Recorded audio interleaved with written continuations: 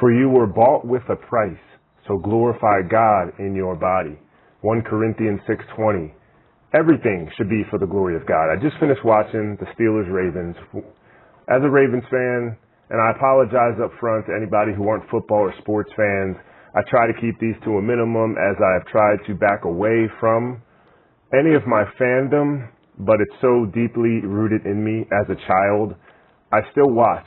I still try to find a little bit of an escape for 3 hours for a good football game, but there is nothing more gratifying than seeing that platform used to glorify the Lord. I'm going to play clips from John Harbaugh, Lamar Jackson, and I'm going to go back in time and play a clip from Ray Lewis back in 2011 after a heartbreaking loss, because they always put things into perspective. And Coach Harbaugh, even though he's talking about the Mother Mary, the mother of Jesus, here he's talking about the Christmas story, and he's talking about what we really should be focused on, win or lose, that we should take joy, and we are here to love one another. So here's Coach John Harbaugh. I just want to start with this because this is important to me and to a lot of people. On this week, Christmas is in a couple, 4 days? Which we happen to play in 4 days, right? So it's right around the corner, and we'll be together on Christmas. So I read this to the team in our post game prayer, and it's this. This is Mary, the mother of God, said this when she was when she was with Elizabeth. She said this. She said, "My soul magnifies the Lord, and my spirit rejoices in God my Savior." So I just want to wish everybody a Merry Christmas, Happy Holiday Season, and rejoice, man, rejoice. Rejoice in life, rejoice in your circumstances, rejoice in the tough games, rejoice in the losses, rejoice in the wins like we're blessed to do today as a football team, and just rejoice in the people that you love, the people that are close to you. Rejoice. We aren't here on this earth to worry about every little thing and spar with one another. We're here to rejoice in one another and with one another and love one another. So let's try to remember that this week. All right, it's a big football week. All right, it's also a big life week. You know, it's a big spiritual week. Okay. And right after Coach Harbaugh, then it was Derrick Henry, then it was Lamar. And Lamar, when he won the MVP last year, just as when he won the Heisman and when he won the MVP a few years ago, the first thing he said was, "I want to give all glory to my Lord and Savior Jesus Christ." On the national stage, he gave glory to Christ. And right here, it might seem like an answer that the secular world would be annoyed at, because it seems like there has been a lot of breaks that have gone against the Ravens when facing the Steelers, just fumbles, just drop balls, penalties at the wrong time, where it feels like they were snake bit.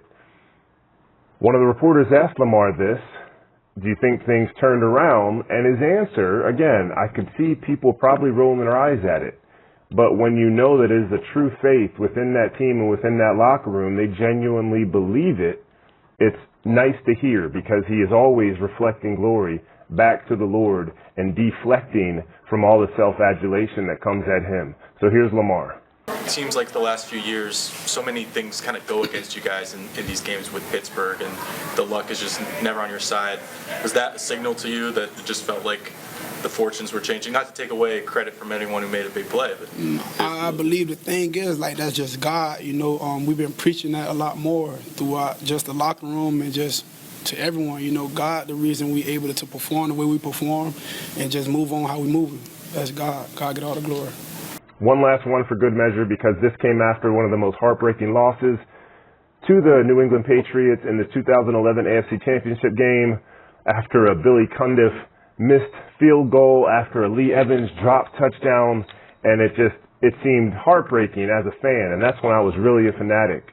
And Ray Lewis in the locker room put things into perspective beautifully. I'm trying to tell y'all, God has never made a mistake. He's never made one mistake.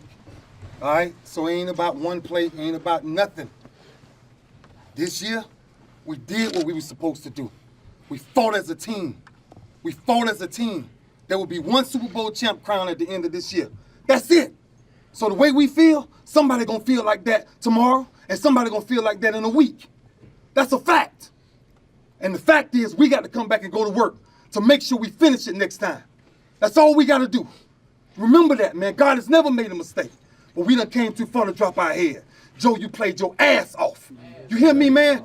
I'm telling you, man, don't ever drop your head when it comes to a loss, dog. Because there's too much pain outside of this that people really going through.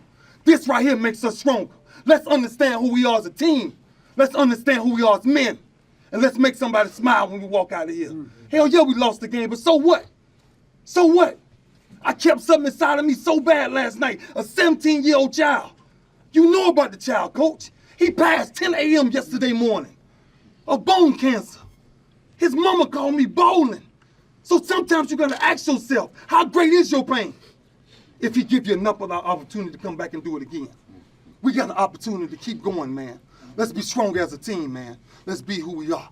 Ravens on 3. 1, 2, 3. Ravens! So walk out of here and make somebody smile.